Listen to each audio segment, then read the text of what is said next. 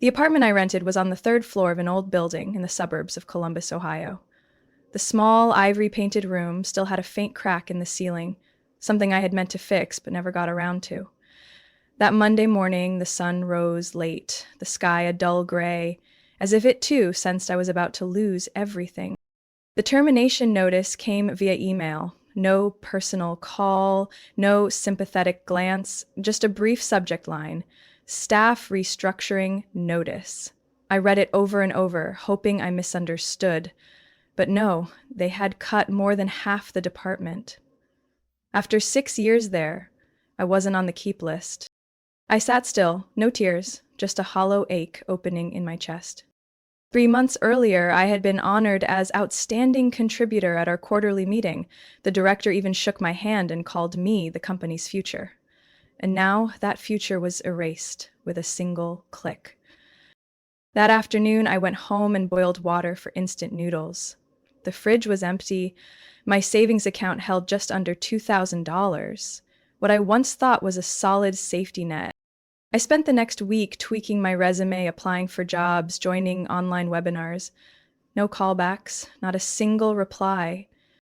By the third week, with rent due soon, I sat on my kitchen floor, holding a cup of cold water, thinking, I need to ask for help. It's not like I didn't have family. I did. They lived less than an hour away, in a quiet 2-story house in Grove City. My mother, Elaine, was the type who dressed up even to take out the trash. My father, Donald, had been a warehouse manager for a construction firm, retired 2 years ago. And my brother, Lucas, was married with 2 kids and had borrowed money from me a few times for car repairs. I called Dad first. His voice came through flat on speakerphone, TV sounds humming in the background. What's going on? I swallowed, trying to keep my voice steady. Dad, my company just laid off most of the staff. I'm on that list. I just need a little help, temporarily, a small loan to get through this month. He paused, then chuckled dryly. Again? You kids these days think money falls from the sky. When I was your age, I worked 3 jobs and never asked anyone for a dime. Before I could respond, the call cut off. He had hung up. I sat there holding the phone. The silence in the room felt so thick I could hear the clock ticking like thunder. I tried Mom. Maybe she'd be gentler. She picked up after 3 rings. Oh, honey, I just made chamomile tea. How's work been? I gave her a quick rundown, keeping my tone light. She sighed, dragging the sound like a verdict. That's unfortunate, but we just remodeled the kitchen, cost nearly $30,000. Then there's the credit cards, the hot water bills. I think maybe you should cut back on the coffee shop runs or food delivery. Those little expenses add up. I bit my lip.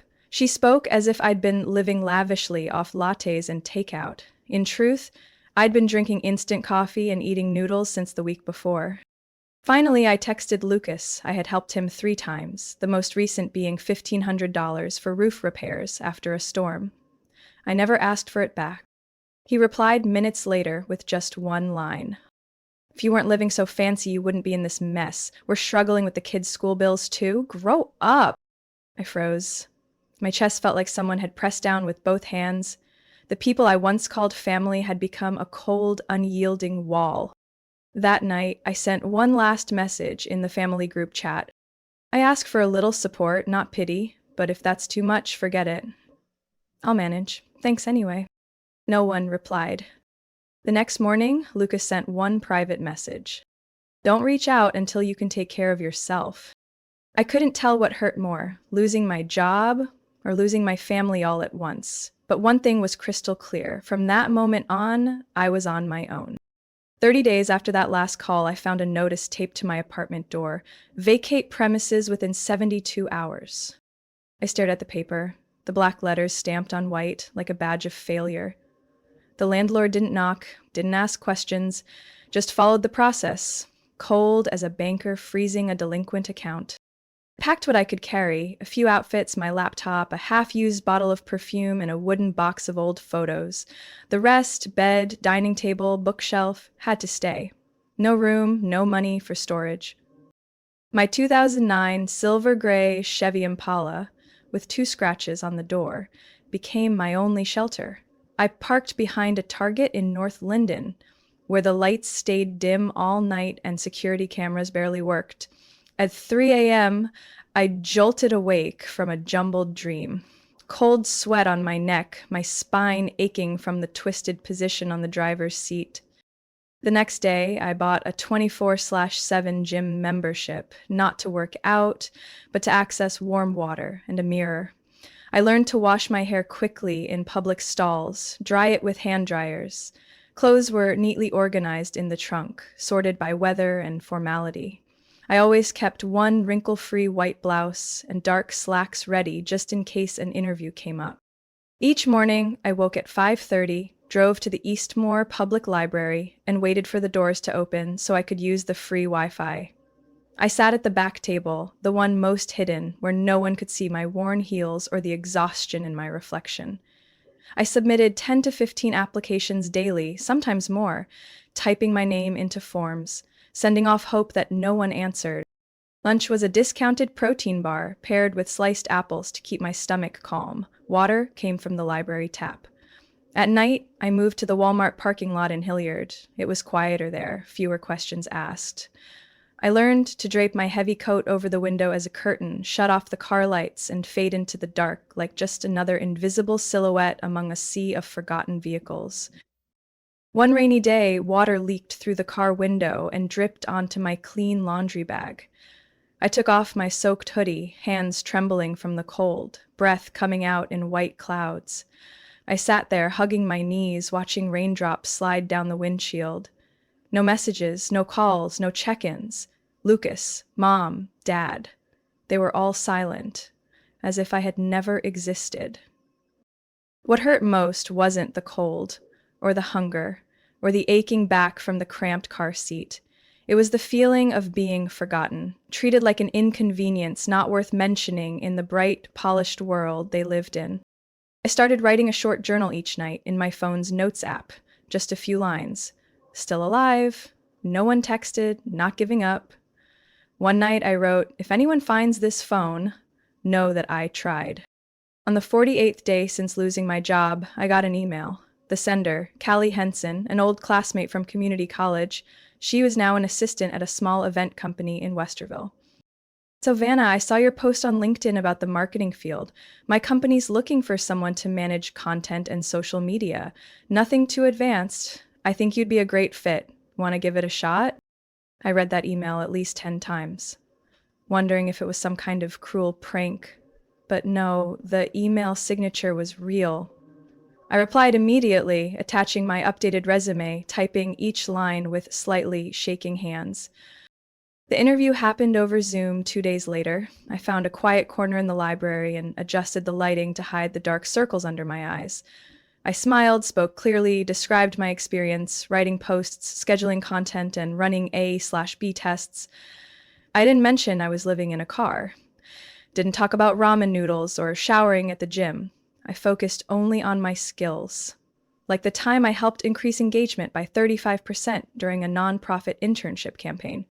At the end of the call, Callie smiled and said, "I believe in you." That afternoon, I parked under a tree behind a supermarket and cried. Tears I couldn't stop. Not from sadness, but because someone finally believed I deserved a chance. I wasn't out of the dark yet, but in that coldest place, a small ray of light had appeared, just enough for me to keep walking forward.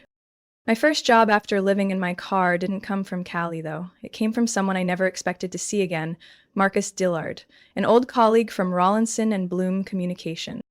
I ran into Marcus at a little coffee shop on Neal Avenue, where I usually went to ask for a cup of water and use the outlet under the table. He was sitting at a window table, still wearing that classic round-faced watch, typing like a deadline was chasing him.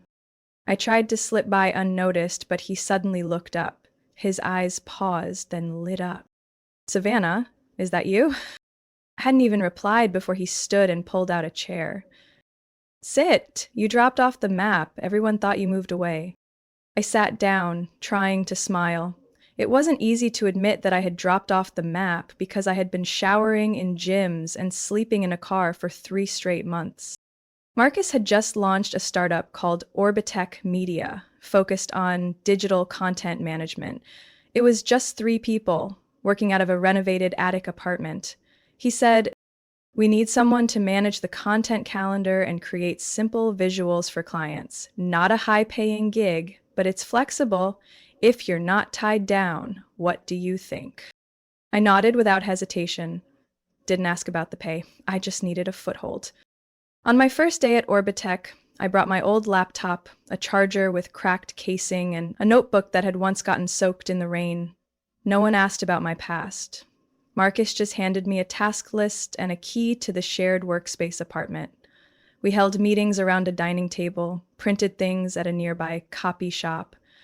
But that space made me feel like I still had worth. I spent my mornings at Orbitech. In the afternoons, I searched for another job to stretch my income. One evening, I stopped at a bar called Moonlit Mile in Clintonville, where soft rock played from an old jukebox, and the staff called each other by first name like they'd been friends since the 80s. The owner, Tony Sabella, was in his 60s, bald, with a deep Brooklyn accent. When I asked if they were hiring, he glanced at me and said, "If you can hold a glass without breaking it, you're good. Trial shift tomorrow at 6 p.m. I learned quickly how to pour beer, wipe tables, dodge sleazy comments. In the noise of laughter and sudden glass shatters, I stayed sharp thanks to modest tips and the end-of-shift staff meal. It wasn't much, but at least I wasn't hungry. By day, I wrote content. By night, I worked the bar. I slept maybe 3 hours a morning. My body was tired, but my mind had never been clearer. I made an Excel sheet to track every penny, saving bit by bit with one priority: find stable housing. During a shift change at the bar, I met Stephanie Byrne, a law senior at Ohio State working weekends. She had warm brown skin, bright eyes, and spoke like she was always presenting in court. When I mentioned looking for a cheap place to rent, she raised an eyebrow. "I'm trying to get out of my current place. My landlord smokes in the kitchen with the windows closed. It's disgusting. Want to split something?" 3 weeks later, we moved into a 2-bedroom apartment in Reynoldsburg.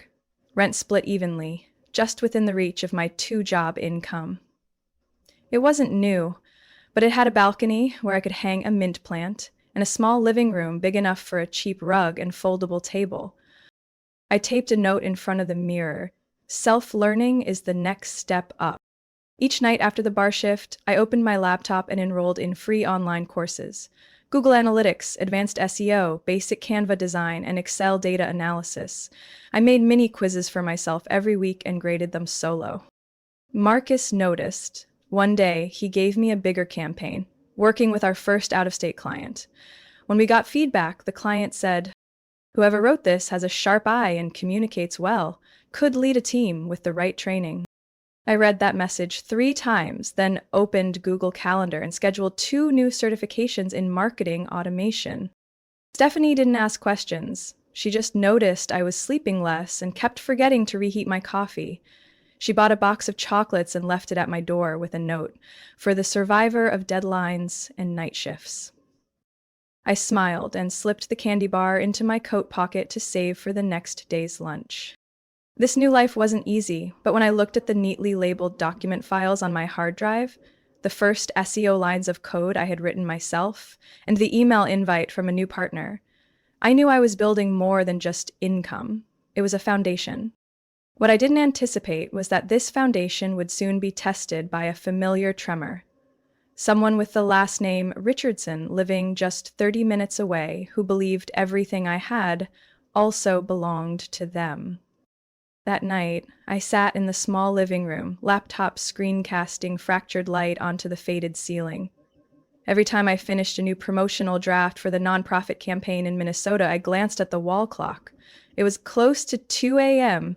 The meal box on the table had long gone cold, but I stayed put. After sending the last file, I refreshed my inbox and saw an email from Marcus titled, "We Need to Talk." I expected an urgent edit request, but the email was unusually short. "Meet me at the office tomorrow around noon." Nothing bad, quite the opposite. I went with no makeup, just a neatly ironed white shirt and a simple hair clip. When I stepped into the familiar fourth floor office of the old Broadway building, Marcus looked up from his desk and smiled, pointing to the chair across. I just signed a deal with the Eco Harvest chain. They're expanding their digital content into 6 states next quarter. Savannah, you did a great job with the recent campaign. They mentioned you by name during yesterday's pitch. Not me. Ready to lead the content team? I thought I misheard. Lead? Official title, Content Strategist. Salary bump of 18% if you accept. I didn't answer right away, not because I was unsure, but because something caught in my throat. After half a minute, I could only nod.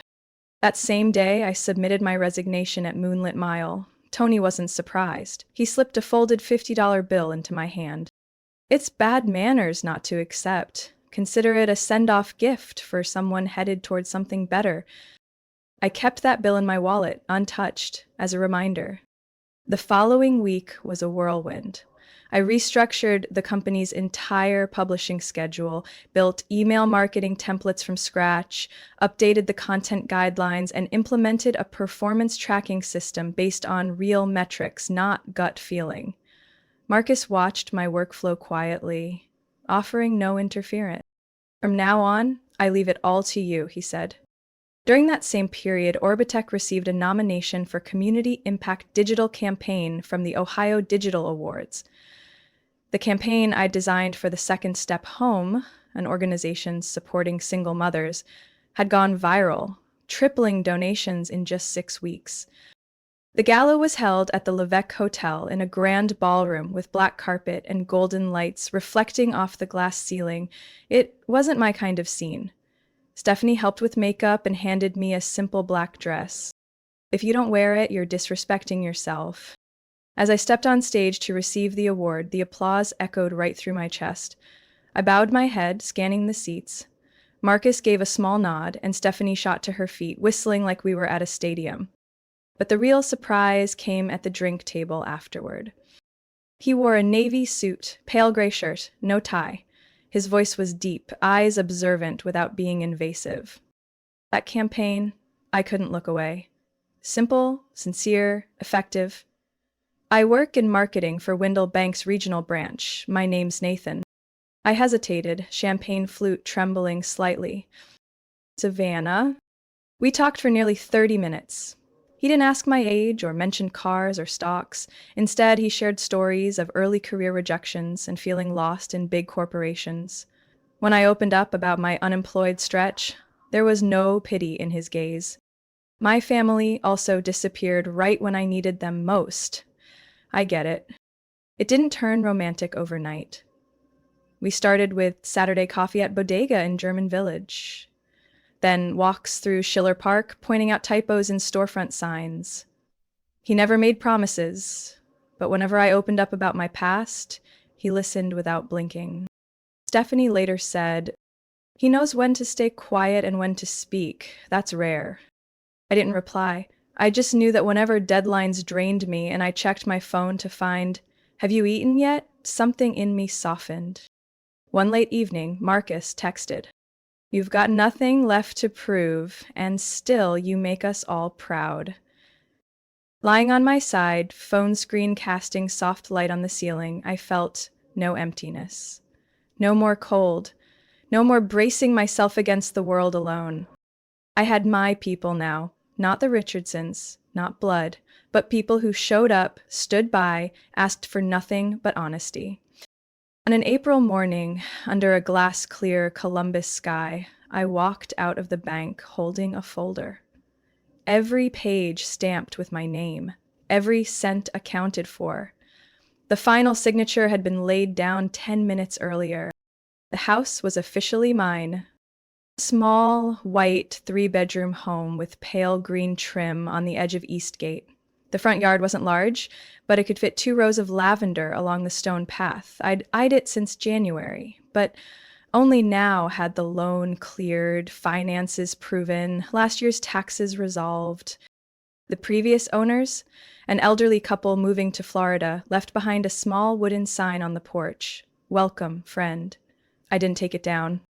That afternoon, I brought in one suitcase, an old laptop, a few memory-laced books, and a radio Stephanie gifted me. Nathan helped move the mini fridge and two wooden shelves. He drove a rental SUV, lifting things like they were weightless. When Marcus walked in holding a pizza box and a bottle of wine, I was still scrubbing the living room floor. He glanced around. "I remember when you used to sleep in your car behind the library." I smiled without answering. In my mind, I saw the image of a freezing winter night, curled in the back seat, crunching dry ramen with bare hands. No one called, no money ever showed up. Everything I've built came from those nights. We sat on the floor, using a moving box as a makeshift table, clinking plastic cups. Stephanie arrived last, wearing a hoodie, carrying snacks and a box of LED starlights. She unfolded a small sheet of paper and cleared her throat like she was addressing a courtroom. Official house rules of Savannah's place. No dirty shoes inside, no touching the flower pot by the window unless you're the homeowner. And everyone must compliment the kitchen, even if it's completely empty. We burst out laughing. I had never seen a house feel this warm without a fireplace. I moved in right when Orbitech hit its peak growth. Marcus had started the process of dividing departments, preparing to transition the company into an LLC. I was added to the official executive list with voting rights on major decisions. Emails I sent were no longer suggestions, but approvals. 3 nights a week, I took advanced digital strategy courses. By day, I coordinated teams. By night, I pounded out lecture notes and dense summaries. It was intense, but not exhausting. The house kept me balanced. Some nights I'd leave only the kitchen light on, pour a glass of water, and lean against the counter, gazing into the backyard. No one crowding me. No one teaching me how to grow up the right way. No voice masked in pity telling me what I lacked. Every item in the house was chosen deliberately. Nothing expensive, but nothing careless. I pinned up photos of Stephanie, Nathan, and Marcus on the wooden wallboard, right beside the picture of me on stage holding the award. Not one picture from my old family made it up there. I didn't send new home announcements. No texts, no public posts, but a few months later they found out, and like someone flipped a switch, they started showing up. One Sunday afternoon, I was raking leaves in the yard when my phone buzzed. A message from a number I hadn't heard from in over 2 years. "Savannah, how are you? Mom just saw a photo of your house on a friend of a friend's Facebook." I stood there, rake gloves slipping to the ground. No apology, no questions about the journey, just a reappearance the moment they were sure I was doing fine. I turned off the screen, didn't reply, then picked up the hose and watered the freshly trimmed grass in front of the house, where I planned to plant rows of red tulips next season. Not everyone who bears the title family has earned the right to cross this threshold. This house, this life, it's not for those who vanished when I fell, then returned when I rose. Sunday morning light streamed through the kitchen curtains, casting a thin gold stripe across the wooden table where I was pouring coffee. The smell of toast still lingered from breakfast. Soft music played on the radio. I opened the window to let the spring breeze in, took a deep breath. Then came the doorbell, sharp, hurried, long. I glanced at the clock, 8:17 a.m. Still holding my coffee, I went to open the door. Standing at the gate were 5 people. 3 large suitcases, 2 duffel bags, 1 Hello Kitty backpack, and a minivan awkwardly parked by the curb. My face froze. My mother, Elaine Richardson fully made up, grinned as if greeting a neighbor. My father, Donald, wore a khaki jacket, still clutching a stack of printed documents. My brother Lucas stood slightly to the right, hand on the shoulder of his older daughter, Megan, 9 years old. Next to her was his wife, Tina, zipping up a backpack while eyeing my porch like it was part of an inspection. "Hi, honey, surprise!" Mom stepped forward with arms out. I didn't move. "Why are you here?" I asked, calm but firm. Lucas waved a hand. "It's a long story, but the short version, our family's going to stay here for a while." I still didn't understand. "Where?" "Here. In this house." He emphasized each word like I was slow to catch on. Dad jumped in. "We're family. Don't you have extra rooms?" I stepped aside, not in agreement, but to see with my own eyes what stunt this was. They filed in, dragging luggage into the living room. Megan ran straight upstairs like she already had a room assignment. Her slippers squeaked on the hardwood and it made my skin itch. Tina headed to the kitchen, opened the fridge. Not much in here. We'll need to hit the store. I turned back, still standing by the door. What exactly are you doing? Elaine plopped onto the sofa, crossed her legs, adjusted her scarf. Sit down, Savannah. Let me explain. I didn't. Lucas got laid off. Tina's working part-time. Their landlord jacked up the rent. Your father and I just sold the Grove City house. The Florida move is postponed because of finances. Dad chimed in. So we figured you've got a house, 3 bedrooms, living here alone. Our family has nowhere to go. What makes more sense? I let out a cold laugh. Did I ever send an invitation? Lucas stood from the couch, walked to my bookshelf, picked up a framed photo of me and Nathan at the awards ceremony. He exhaled and set it down like he was checking hotel decor. Don't be dramatic. The house isn't that big, but it'll do. Megan and Jack, our youngest, can take the upstairs room. Mom and Dad downstairs. You. I cut him off. Where would I stay? Lucas pressed his lips. Tina looked up from her phone. If you feel cramped, the basement could be fixed up. But Mom added, your basement's dry. Hardwood floors, small window, cozy. I felt like they were rearranging me inside the very house, with my name on the deed. Lucas folded his arms. Be realistic, Savannah. You don't have kids. No one you're responsible for. We've got a real family, responsibilities. You don't need this whole house. My chest thudded.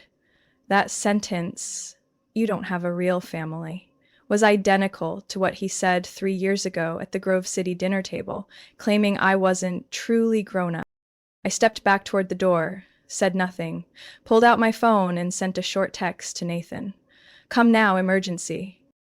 I stood there silently while my mother took off her coat. My father fiddled with the thermostat and Tina opened Google Maps to look up the nearest grocery store. They didn't need an invitation. They treated everything here like it was owed to them. And me, I was standing in my own home, yet felt like I'd just been evicted from it. I didn't say a word the morning they showed up. I just stood there in silence like a spectator at a bad play directed by bitter memories. But I didn't stay silent forever. The next afternoon, as the sun leaned down on the neighbor's roof, I invited them to the living room. My parents sat on the long sofa, Lucas and Tina side by side in the armchairs. The 2 kids were playing in the basement with a game console they brought without asking. I placed my phone on the table, voice recorder ready. On the chair near the door were 3 file folders, each clipped with printed documents. We need to talk, clearly, finally. No one protested, but annoyance flickered in their eyes. I looked at each of them, then spoke plainly. Before we make any decisions, I think you should hear what you once said to me when I was at my lowest. I hit play. My trembling voice came through the speaker, gasping, sending a text to Lucas. I got fired. Can I borrow a few hundred? His reply, grown-ups don't live chasing fashion in pretty apartments. Next, a clip of me calling Mom. She asked if I'd tried cutting the lattes. Her dry chuckle afterwards still felt sharp as a box cutter. Then a recording from a dinner 3 years ago. Dad saying I wasn't a real burden like people with families. Lucas once said something that stole sleep from me for weeks. You're alone, no one depends on you. So what's the struggle? I stopped the recording. No one said a word. I stood and placed the printed pages in front of them. Word for word transcripts of those conversations with dates, contexts, screenshots of original texts. This isn't revenge, it's truth. I need you to remember who hung up when I begged for help, who told me I wasn't worth being involved with. Mom dabbed her eyes, but no one apologized. Dad leaned forward, elbows on knees, staring at the floor. Lucas sat up straighter, chin tilted. That's all in the past. Families show up when things are tough. You gonna hold a petty grudge forever? I didn't answer. Instead, I pulled out 3 business cards. This is the contact info for a financial advisor. Darlene McKee. She's worked with bankrupt households, knows housing aid programs, debt restructuring, budget planning. I've set an appointment next Tuesday. Dad frowned. What are you saying? I set the cards down, saying, I'm not your plan B. This house isn't your emergency shelter. I will not live in the basement of a home under my name just because you think having more children means automatic priority. Tina jumped up. Savannah, aren't you being overly dramatic? We just needed stability. You're not a stranger. No, I'm not a stranger. But clearly, I was never part of this family. When it actually mattered. I walked to the front door and opened it. 3 figures stood on the brick walkway. Stephanie with a bag of pastries, Nathan holding a folder, and Marcus in a dark shirt with a laptop. They stepped inside like it was planned. I looked at them, then turned back. Here's my real family, the one who picked me up from the library when I had no place to go, the one who helped me buy my first bed during that awful move, the one who believed in me when all I had was a crumpled resume. Marcus placed a hand on my shoulder. She doesn't owe anyone an explanation, but if she needs one, we'll speak for her. Lucas jumped up. So this is how you treat blood, letting outsiders butt into family matters? Nathan looked him straight in the eyes. Family isn't about shared DNA, it's about who's still standing beside you when everything falls apart. The air went thick. My father quietly gathered the papers, folding them into a pile. My mother sighed, lips pressed tight. Tina called Megan up from the basement. She still had a piece of my kitchen's cookie in hand. No one said thank you. Just before they stepped out the door, I said, You walked away once without a glance back. Today, I'm letting you walk out of my house with the dignity you once denied me. I'm not the girl you dismissed anymore. The door shut behind them. In the stillness that followed, I heard my own heartbeat. Steady, unshaken. Stephanie squeezed my hand gently. Welcome home for real, Sev. 3 days after the confrontation, their Facebook pages started moving. A post from my mother next to an old dinner photo from Grove City. Family is where you're never abandoned until some people choose to forget. A comment from Lucas. Didn't think success came from turning your back on your parents. No one mentioned my name, just poisoned suggestions, aimed and sharpened. A distant relative chimed in supportively. Someone else DM'd me, why couldn't you just be a little more forgiving? I didn't react. I don't owe explanations to anyone who wasn't there when I slept in my car and ate with my hands in the dark. Nathan saw I was quieter than usual. He didn't press, just handed me a warm mug of tea after work and sat beside me, not asking for words. In that silence, I felt safe. On Monday afternoon, Marcus knocked on my door at the new Orbitech office. He didn't sit, just leaned on the desk, holding a red folder. We're expanding, planning to open 2 new regional content teams. Full Midwest rollout. He paused to read my reaction. I want you as a partner, not just in title. You'll get equity, be part of strategic direction. I looked up. He set the folder on my desk and smiled. Because no one deserves it more than you. It took me a beat to respond, but when I did, my voice didn't shake.